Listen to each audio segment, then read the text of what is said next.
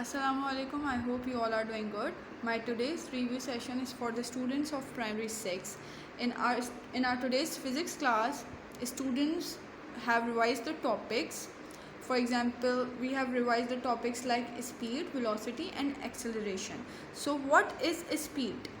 Speed is the distance covered between 2 points per time taken. The distance if a car travels between 2 points on a road, so its average speed can be calculated like average speed is equal to distance moved upon time taken.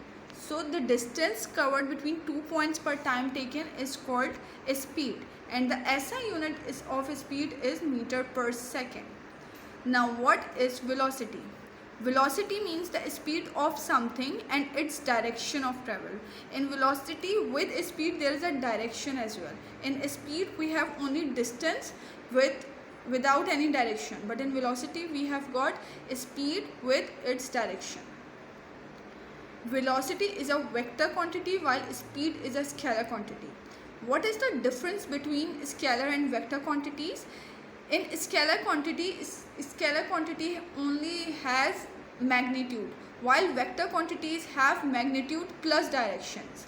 So some examples of scalar quantities are time, speed, displacement, in which directions are not here, and vector quantities like velocity, like acceleration. So these are the vector quantities in which there is magnitude with direction. So velocity means the speed of something with its direction, and the SI unit of velocity as well is meter per second square. Now what is acceleration? Acceleration depends upon velocity. Whenever the velocity of anything will change, acceleration will change, because acceleration is the rate of change of velocity. And how do we calculate average acceleration? The formula for average acceleration is change in the velocity per time taken.